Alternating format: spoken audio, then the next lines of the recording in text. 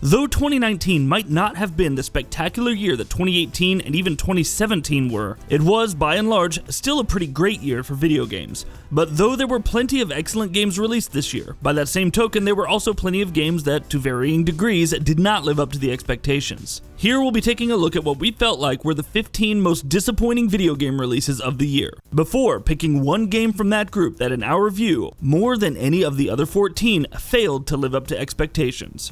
Note, the nominees and the winner were decided by an internal vote held among the entire GamingBolt staff. And the nominees: Ghost Recon Breakpoint.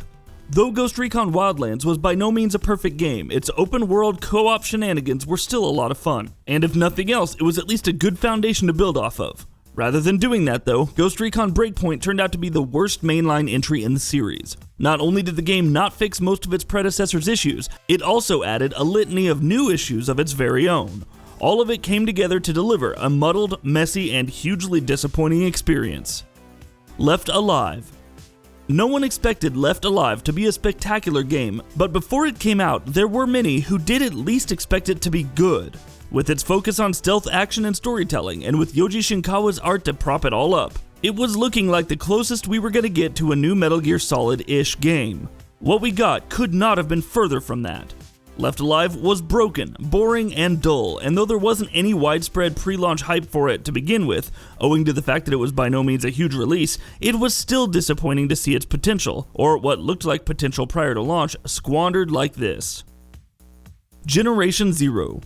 With Generation Zero, Avalanche Software took an approach very different from Just Cause, offering an open world that wasn't chaotic and over the top, but more grim and grounded. And though its setting and its premise and its mechanical foes were definitely interesting concepts on paper, the game itself wasn't terribly fun to play. Generation Zero was by no means a bad game, it was perfectly functional in most ways, but it was thoroughly forgettable. FIFA 20. The FIFA community has been disgruntled with EA's annual franchise for a few years now, and that reached a fever pitch with FIFA 20. Though Volta served as a novel new addition to the game, improvements on the pitch were by and large minimal at best, and the changes that EA Sports did make were poorly received by many. Worst of all, the career mode is still dull and outdated, and it's high time EA Sports started treating it like more than just a formality. eFootball PES 2020. While FIFA has seen ups and downs in recent years, Konami's PES games have been getting better every year, and though PES 2020 was still a solid entry and an excellent football simulation title, as far as actual yearly improvements go, it left a lot to be desired. Master League saw next to no meaningful improvements, marking 2019 as yet another year where the mode was just a major disappointment. While outside of that, most of the changes proved to be little more than cosmetic. As mentioned, PES 2020 is still a great football sim title owing to its strong core, but it's not a major improvement over PES 2019 that many had hoped it would be. Anthem. BioWare suffered a major stumble in 2017 with Mass Effect Andromeda, but as we entered 2019 there were many who felt that they would redeem themselves with Anthem. What ended up happening instead though was the exact opposite. Anthem was an even bigger disappointment than Andromeda, and BioWare dug themselves even deeper into a hole. Though the flight mechanic was excellent, the game failed to utilize it in any meaningful way. And while dull and repetitive missions, a slate of technical issues, and a disappointing story, to name just a few things, all contributed to turn Anthem into one of BioWare's worst games to date. Crackdown 3. Over the course of many years, Crackdown 3 was delayed and delayed again and delayed yet again, while Microsoft continuously made promises about how the power of the cloud would propel its multiplayer into the stratosphere, and how this was a franchise that had the potential to sit at the top with Halo and Gears. But Crackdown 3 is not a game that looks like it was in development for nearly as long as it was. It's bland and outdated, mildly and rarely enjoyable at best, and mind-numbingly and usually boring and tedious at worst. Even the multiplayer is a big disappointment. Hell, even Terry Crews couldn't save Crackdown 3 from being an aggressively mediocre game. Sniper Ghost Warrior Contracts. Sniper Ghost Warrior Contracts is by no means a bad game. The actual sniping is still fun, and the freedom the game offers you pretty much from the moment you begin any mission should not go underappreciated. But though the game has strong foundations, the structure built on top of that foundation is flimsy at best. Too often, missions end up forcing you out of stealth, which ruins the best part of the game, while the mission objectives themselves are also quite repetitive, and start wearing thin after a while. Contracts is also riddled by crippling bugs and technical issues that actively hamper the gameplay experience quite frequently. There's certainly a lot of potential here that can be realized in a sequel, or even in Contracts itself, given there's proper post-launch support. But as of right now, we can't help but be disappointed in the package on offer. Ancestors: The Humankind Odyssey.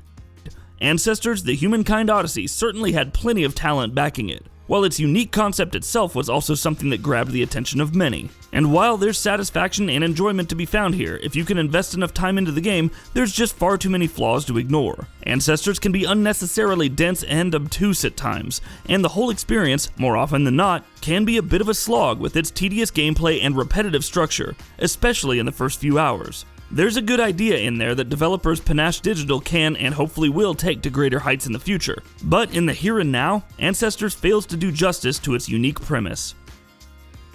WWE 2K20. Look, no one expects WWE games to be spectacular, but we at least expect them to be moderately good and fun. And we expect them to, well, work. WWE 2K20 doesn't even check one of those boxes. The series has been caught in a downward spiral ever since 2K got their hands on it, and 2K20 is rock bottom. It's a horrendously broken, glitchy mess that doesn't run as it should half the time, and when it does work, it brings over all the gameplay issues of its predecessors rather than making any meaningful improvements. And the bitter cherry on top of this crappy sundae, it looks like an early 7th gen game. Yeah, it somehow looks worse than WWE 2K19, which looked pretty average itself. The Sinking City. Prior to launch, The Sinking City was looking like it would be yet another excellent AA title to sink our teeth into, with its fascinating premise, its Lovecraft-inspired story, and its choice-based RPG mechanics. And though its central mystery and its Lovecraftian aesthetic were indeed highlights of the experience, issues in other areas hurt the overall quality. The Sinking City suffers from technical issues, average visuals, and clunky combat, while the city of Oakmont itself feels hollow and dull. It certainly delivers on the promise of an intriguing story, but it also requires you to put up with a lot of shoddiness to get to the good stuff. Contra: Rogue Core.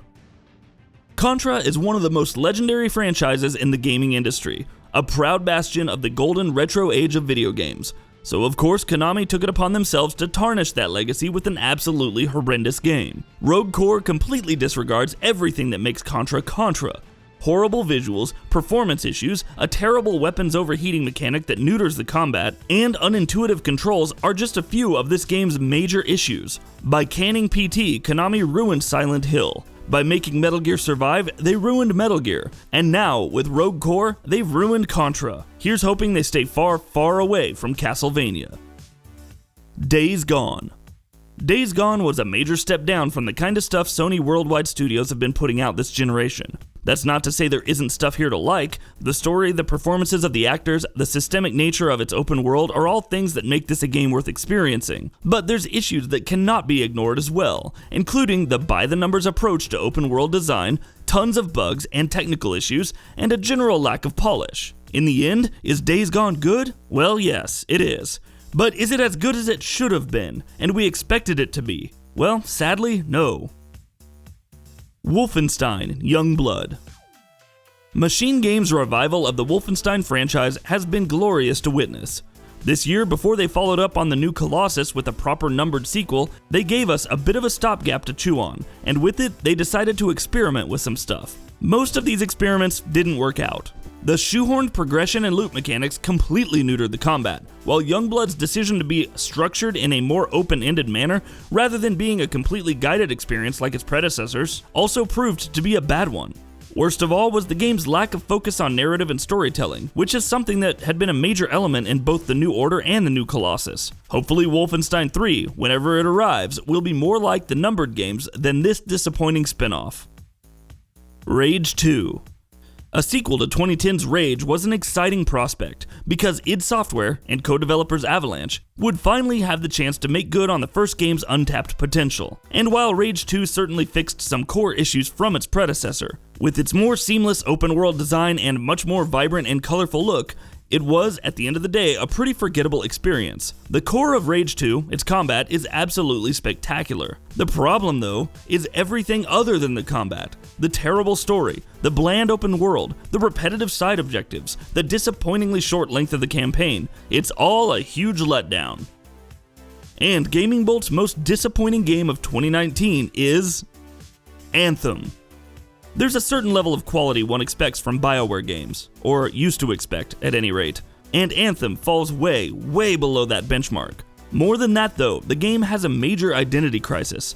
It doesn't know whether it wants to be a looter shooter or a narrative-driven RPG, and because of that confusion, it ends up being bad at both of these things. A bad story, uninteresting and broken loot, a lack of content, a litany of technical issues, repetitive and boring missions, and worst of all, being almost entirely ignored by BioWare and EA since launch, to the extent that the game's roadmap has been completely dropped after it was initially delayed. These are all factors that have contributed to Anthem becoming one of the most high-profile AAA failures that we've seen in years. During very early development, BioWare were internally calling Anthem Dylan, because they wanted to make something that would have been as big of an impact on games as Bob Dylan had on music. It seems simultaneously depressing and hilarious in retrospect, because Anthem is not the Bob Dylan of video games. It's barely even the Justin Bieber of video games.